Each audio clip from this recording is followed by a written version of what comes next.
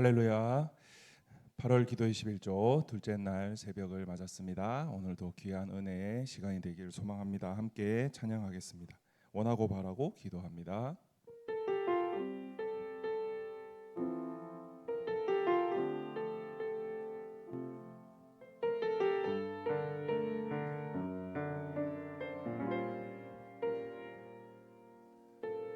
이 세상을 살아가는 동안에 나의 힘을 의지할 수 없으니 기도하고 낙심하지 말 것은 주께서 참 소망이 되심이라. 하나님의 꿈이 나의 비전이 되고 예수님의 성품이 나의 인격이 되고 성령님의 권능이 나의 능력이 되길 원하고 바라고 기도합니다. 주의 길을 걸어가는 동안에 세상의 것 의지할 수 없으니 감사하고 낙심하지 말 것은 주께서 참 기쁨이 되심이라. 하나님의 꿈이 나의 비전이 되고 예수님의 성품이 나의 인격이 되고 성령님의 권능이 나의 능력이 되길 원하고 바라고 하나님의 꿈이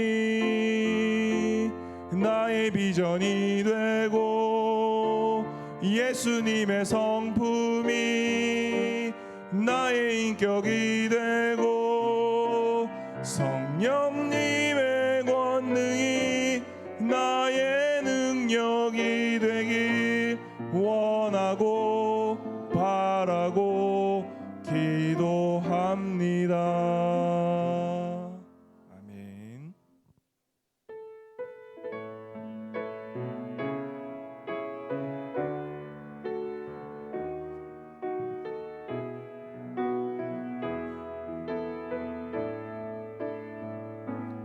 우물가의 여인처럼 난 구했네. 헛되고 헛된 것들을 그때 주님 하신 말씀 내 세매와 생수를 마셔라. 오 주님 채우소서. 나의 잔을 높이 듭니다. 하늘 양식 내게 채워주소서. 넘치도록 채워주소서. 많고 많은 사람들이 찾아서네. 헛되고 헛된 것들을 주 안에 감추인 법에 세상 것과 난 비길 수 없네. 오 주님 채우소서. 나의 잔을 높이 듭니다. 하늘 양식 내게 채워주소서. 넘치도록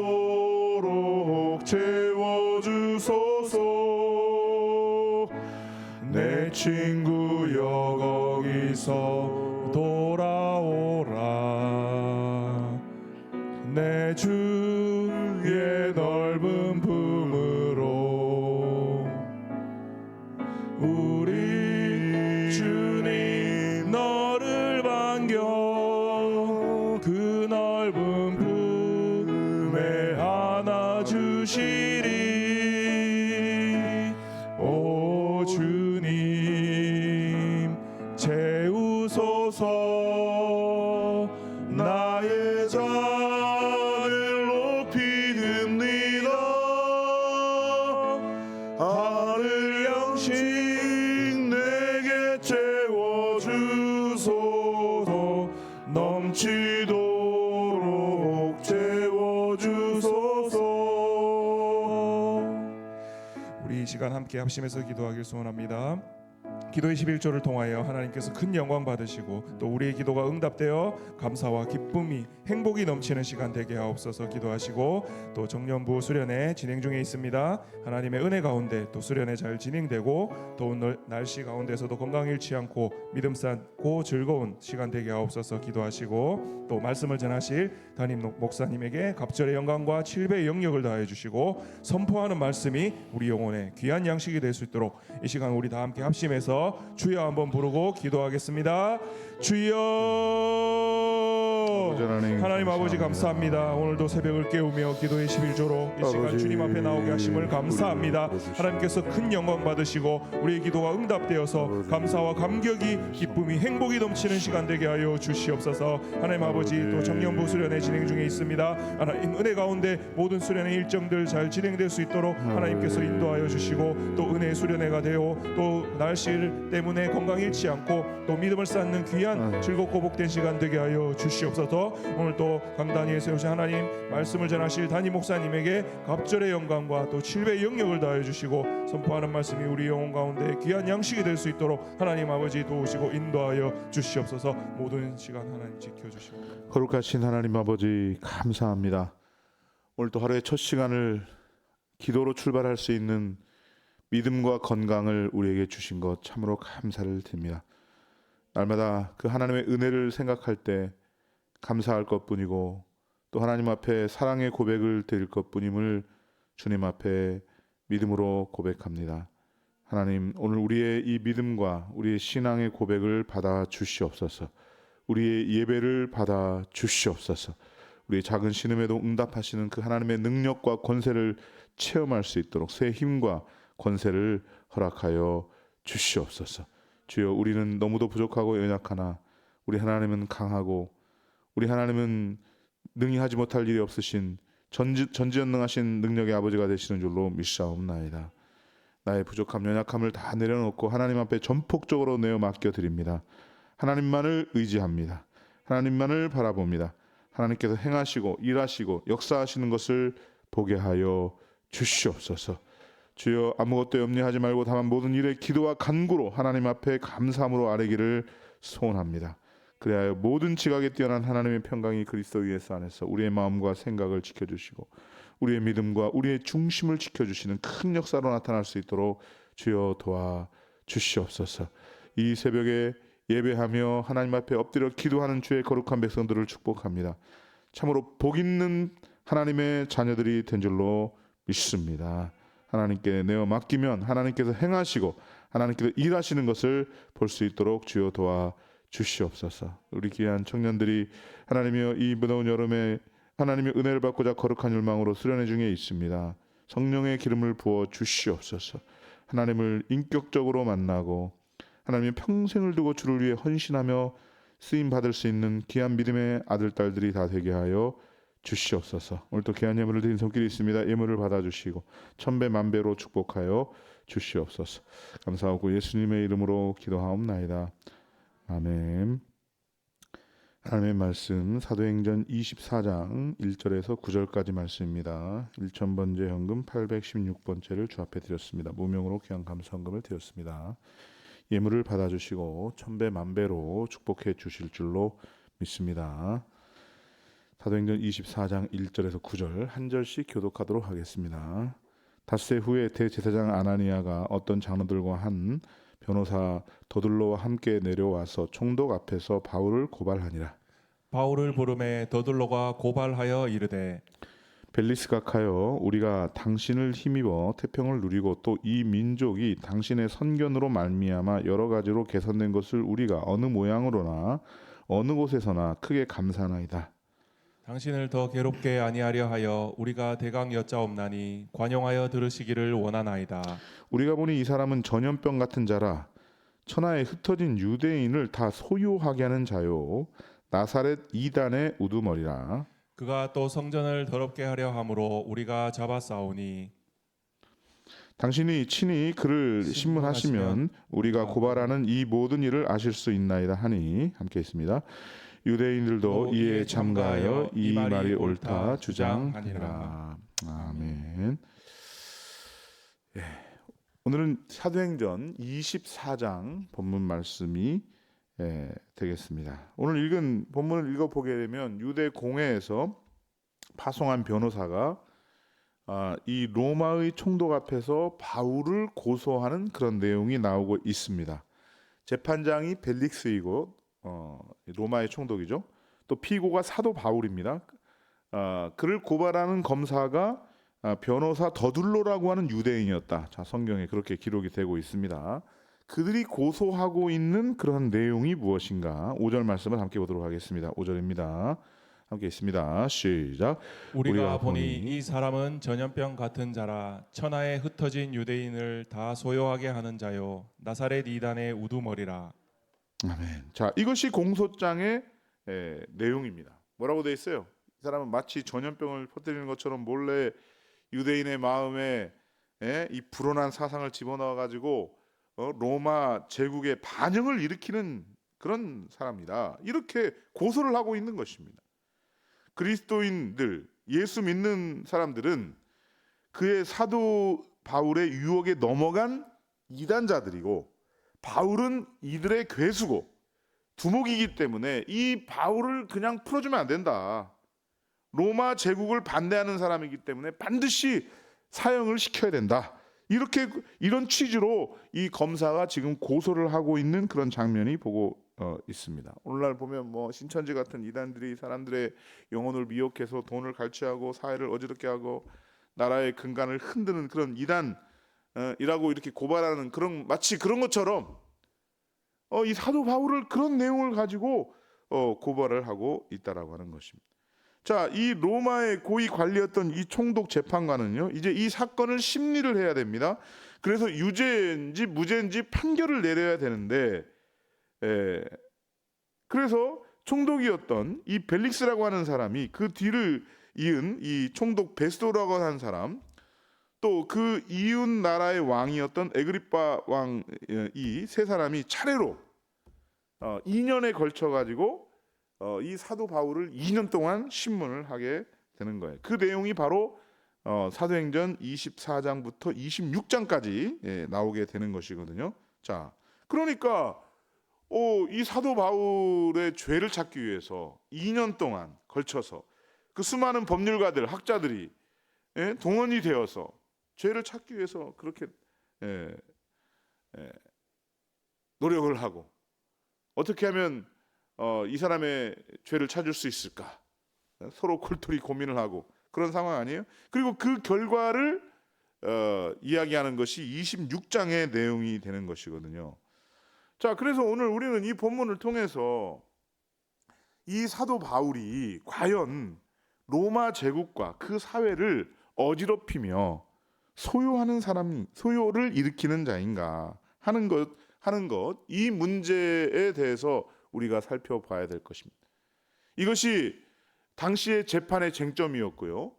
오늘 현대를 살아가는 그리스도인들이 이렇게 저렇게 이 대사회, 세상에 대해서 소요를 일으키거나 문제를 일으키거나 아니면 대단히 과격한 그런 집단으로 비춰지거나 하는 것이 과연 옳은 관점인가에 대한 것을 오늘 이 본문을 통해서 우리가 비추어서 볼 수가 있다는 것입니다.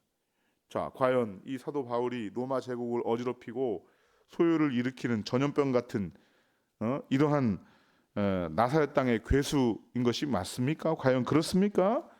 결론부터 말씀을 드리자면 그리스도인은 세상에 대해서 소요를 일으키는 사람이 아니다라고 하는 것입니다. 여러분, 무조건 그리스도인은 이 세상에 대해서 적대적이어야 되고, 저 사람들은 육의 가치고 우리는 영의 가치이기 때문에 우리는 이 세상과 무조건 척을 지고 무조건 적대적이다, 이렇게 오해를 하는 사람들이 꽤 있더라고요. 기독교 안에도 있고 또 기독교 밖에서도 실질적으로 나타난 게 그런 식으로 일부 보이기 때문에 교회를 그런 식으로 인식을 하고, 아니라는 것입니다. 결코 그런 것이 아닙니다. 여러분, 그리스도인은 국가나 사회의 질서를 존중하고 평화를 사랑하고 폭력을 사용하지 않습니다. 이것이 그리스도인인 것입니다.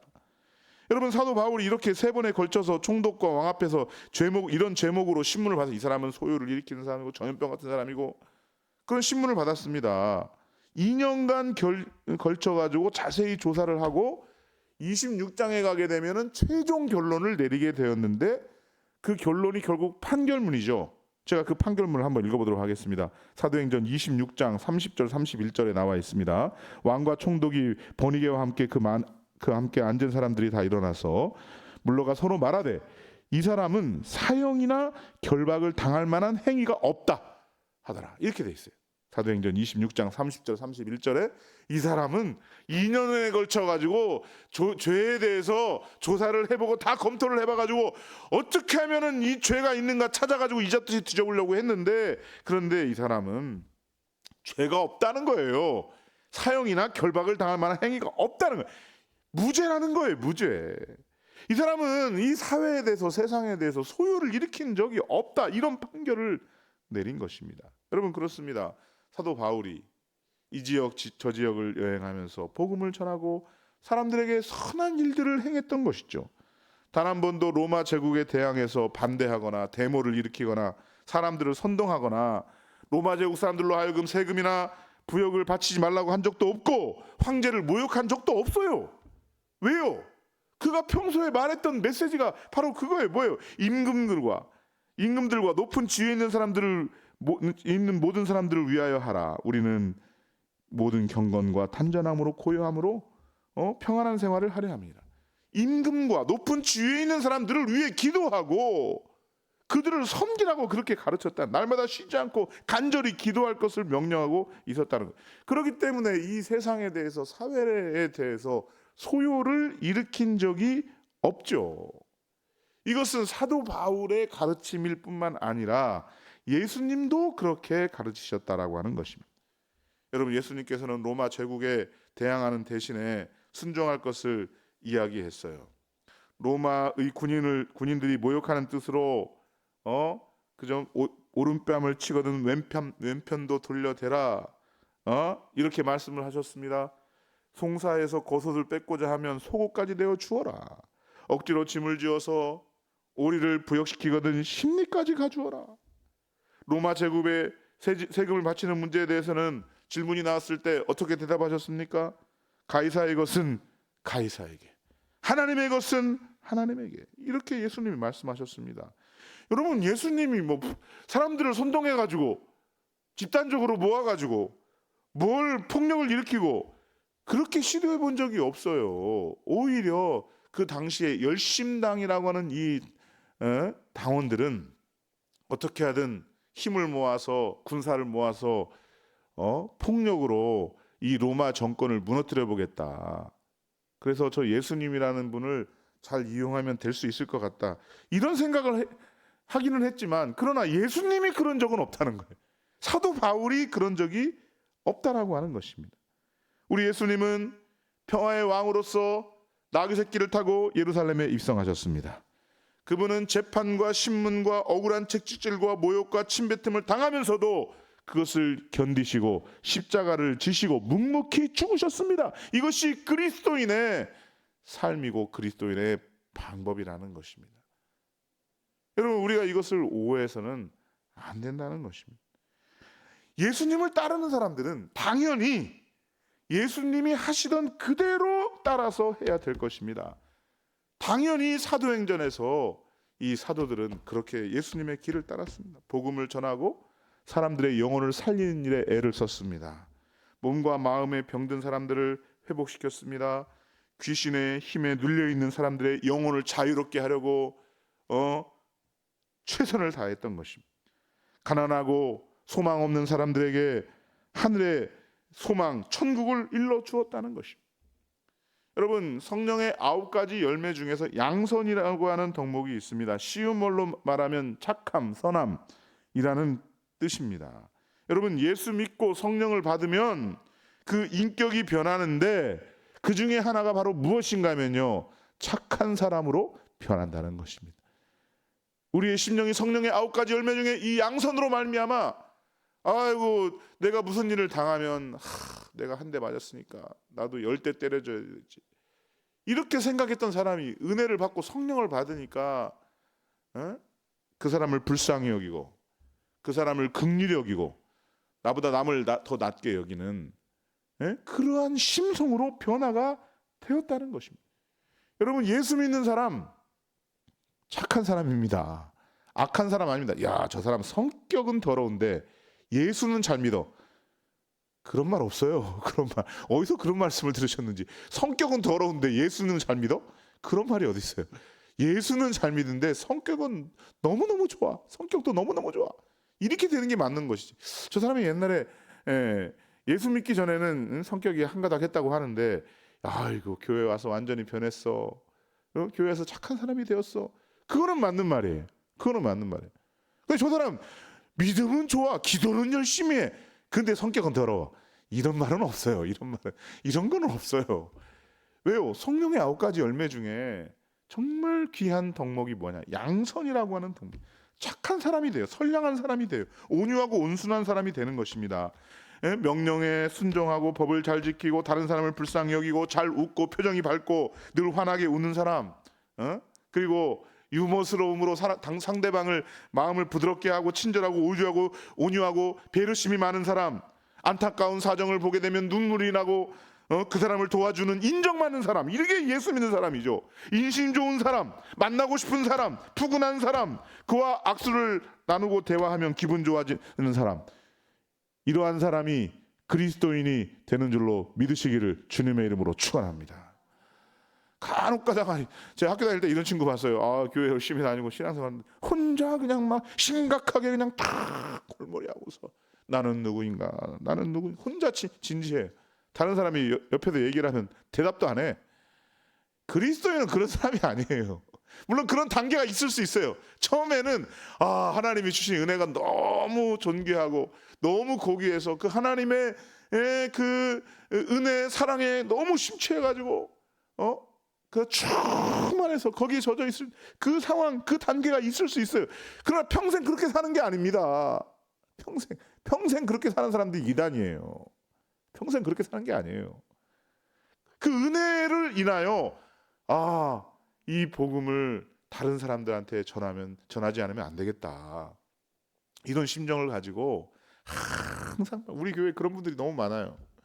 항상 웃어주고 섬겨주고, 야 정말 저분은 그 무슨 대가를 바라고 그러는 것도 아닌데 우리 교회 연약한 성도 있으면 가서 도와주고 김치 담근 거 있으면 좀 나눠주기도 하고.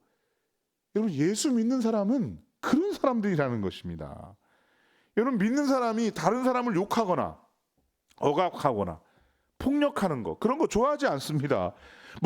저 사람 믿는 사람인데 공격적이고 싸납고 남을 모욕하고 비방하고 막 댓글을 달고 복수심에 불타고 분노하는 인격 아니라는 것입니다.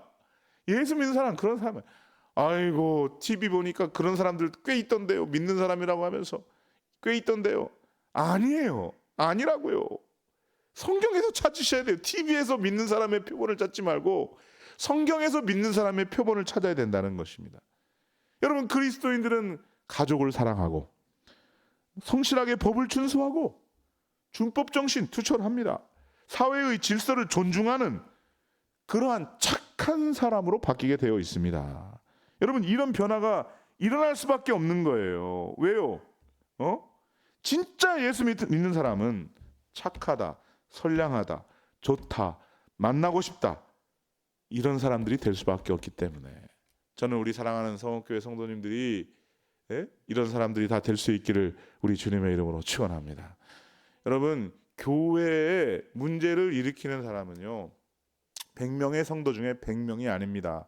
100명의 성도 중에 한 명입니다. 한 명. 한 명이 희한한 사람이 한 명이 막 드러나가지고 막 이렇게 사람들을 선동하고 저렇게 사람들을 선동하고 온갖 악성 이야기를 막 퍼뜨리고 그러는 가운데 교회는 한 구석부터 서서히 썩어 들어가기 시작하는 것입니다.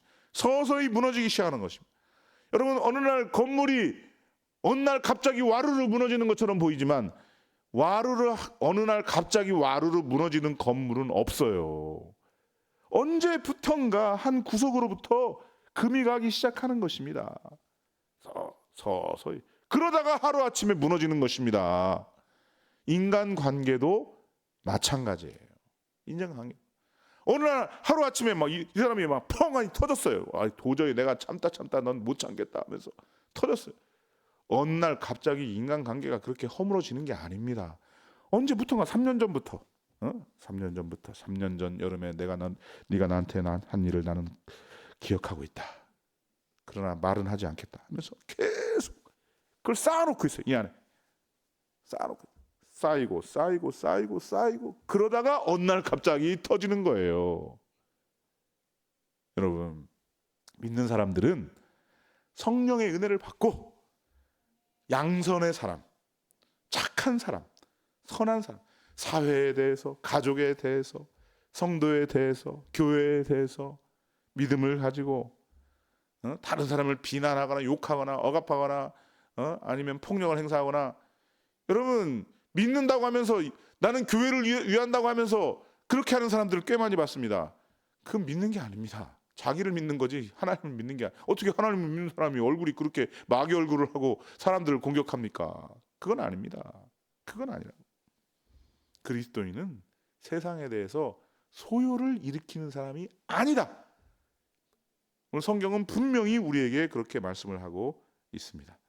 자, 그런데 그 한 가지만 생각해서는 안 되고요. 두 번째가 있다는 것입니다. 그건 뭐냐면요, 그리스도인의 삶에 있어서는 소요가 일어날 수 있다는 거예요. 일어나기만. 내가 소요를 일으키는 건 아니에요. 그러나 내가 믿음을 가지고 하나님이 주신 그 믿음의 정체성을 가지고 이렇게 살아가다 보니까 질서를 존중하고 평화를 사랑하고 또 그렇게 살아가는 사람이기 때문에 소요를 일으키는 사람은 아니에요. 이거는 확신합니다. 그런데 이상하게도 그리스도인들이 가는 곳곳마다 소요가 일어나요. 교회에서 설교할 때 너무 피곤한 이야기, 사람들을 너무 고민하게 만드는 이야기, 하지도 못하면서 실천하지도 못하면서 죄책감에 시달리게 만드는 그런 이야기, 이런 이야기를 좀 자제했으면 좋겠습니다. 이런 압박을 굉장히 받습니다. 내 자신으로도 그렇고, 이 설교를 하게 되면 과연 사람들 따라올 수 있을까? 안 그래도 삶에 지쳐있는 성도들이 교회에 와서 행복하고 재미있고 평안하고 감동적인 이야기만 하고 은혜 받고 힘 있는 이야기만 하고 그렇게 그런 얘기만 듣고 돌아가면 좋지 않을까? 그런 생각을 할 때가 꽤 있습니다. 왜요? 성도들이 안 그래도 세상에서 사는 게 너무 지쳐요. 힘들어요.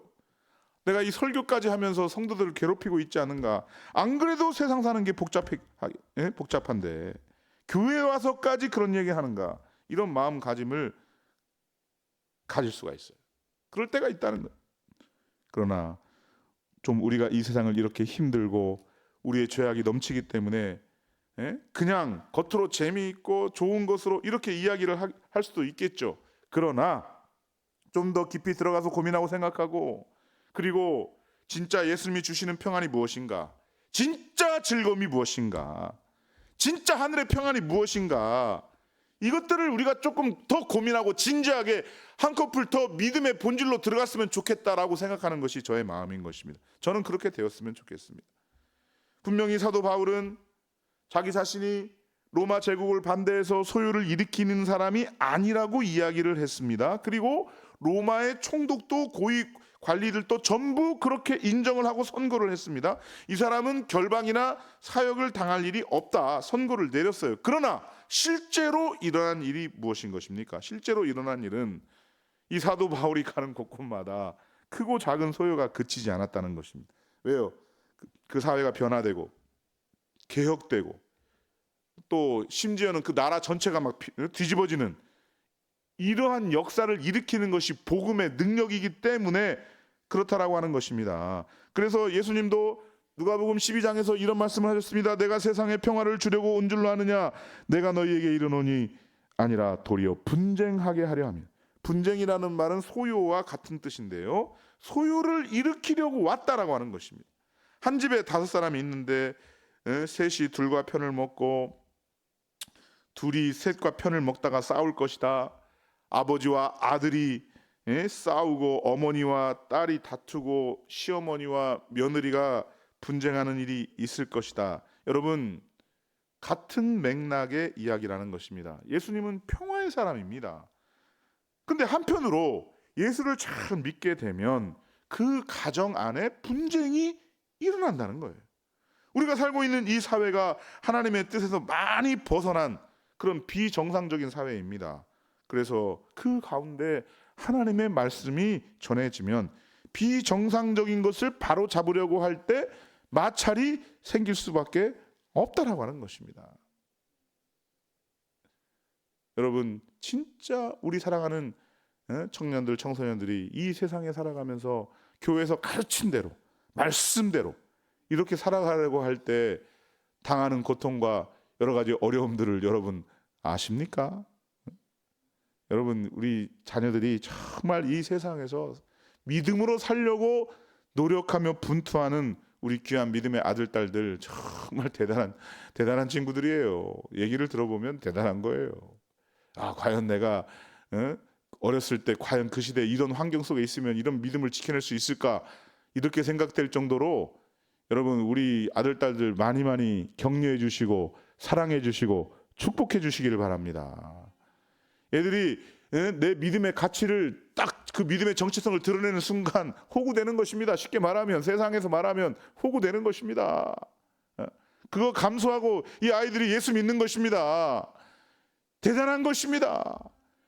여러분, 오늘 이 시대, 이 사회가 얼마나 이 세속적 가치관으로 이 황금만능주의로 포장한 인본주의로 우리 아이들을 공격하고 있는지 몰라요. 그러니까 내가 내 믿음의 도를 지키고 이렇게 살아가는 그 자체가 소유를 이렇게 야야야야 한잔 해야지. 나는 다른 건 다 괜찮은데 교제하고 친하게 지내고 다 좋은데 한잔 하는 건 안 됩니다. 나는 믿음의 사람이기 때문에 이렇게 말하는 순간부터 소유가 일어나는 거예요. 분쟁이 일어나는 거예요. 여러분, 기독교인들은 로마의 황제를 섬겼습니다. 복종을 했습니다. 세금을 다 바쳤습니다. 그러나 더 높은 왕이신 하나님을 섬기는 그런 사람들인 것입니다.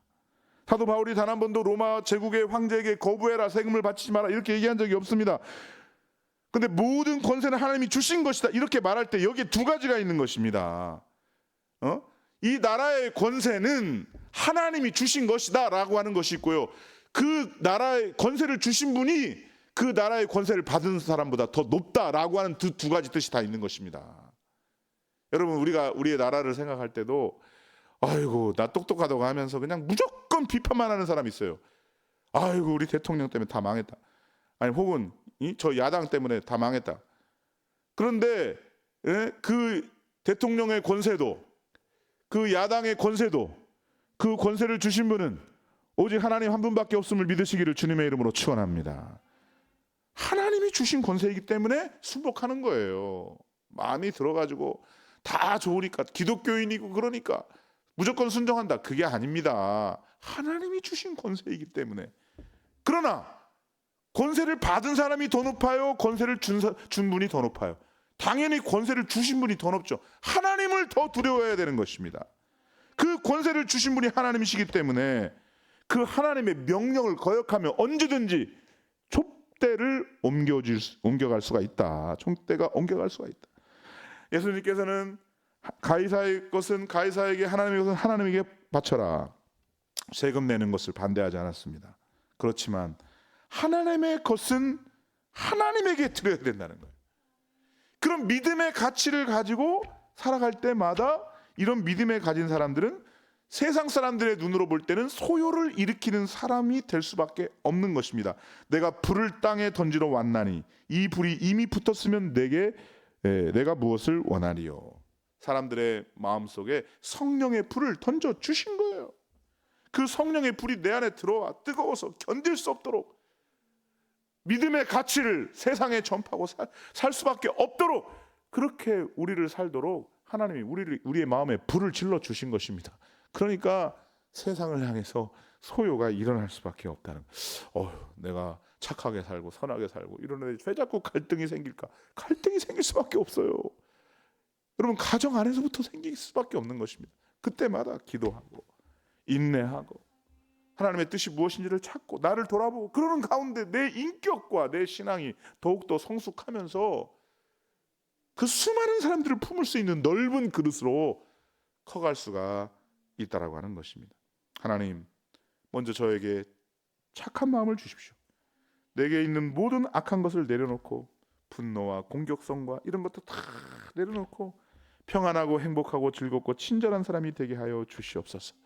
여러분 먼저 이렇게 기도하셔야 됩니다. 동시에 이 세상을 거스르는 이 세상의 가치를 거스르는 그러한 일들을 우리가 지금 하고 있는 것입니다. 그것은 하나님을 왕으로 섬기는 것입니다. 신본주의는 인본주의와 대치가 되는 것입니다. 이 세상을 살면서 그 죄악 때문에 번민하고 번뇌하는 것을 이상하게 여기지 않고 하나님의 은혜를 간구하며 오늘 또 믿음으로 한 걸음 한 걸음 그 믿음의 가치를 따라서 하나님의 영광을 위해 살아 드릴 수 있는 저와 여러분들이 다 될 수 있기를 주님의 이름으로 축원합니다. 우리 말씀을 생각하시면서 우리 주여 한번 부르니까 목소리를 다하겠습니다. 주여 하나님 아버지 감사합니다. 아버지 하나님 함께하여 주시옵소서. 말씀을 통하여서 그리스도인들은 어떻게 아버지 세상을 우리를 이끌어 주시기를 간절히 감사합니다. 하나님 아버지 우리가 예수 우리를 그리스도의 이끌어 길을 따라 주시기를 살아가도록 하나님께서 인도하시고 도와주시옵소서. 세상의 소유를 오늘 우리는 너무도 부족하고 그리스도인의 오자는 삶을 연약합니다. 살아서 나의 오히려 힘으로 나의 하나님이 주시는 그 마음 가운데 우리가 양선의 삶을 살아갈 수 있는 자들로 살아가게 하여 주시옵소서. 성령의 열매로 우리가 아버지 착한 삶을 하나님, 살게 하여 주시옵시고 주시기를 이웃을 배려하며 돕는 삶을 살아갈 수 있도록 하나님 도와주시옵소서. 아버지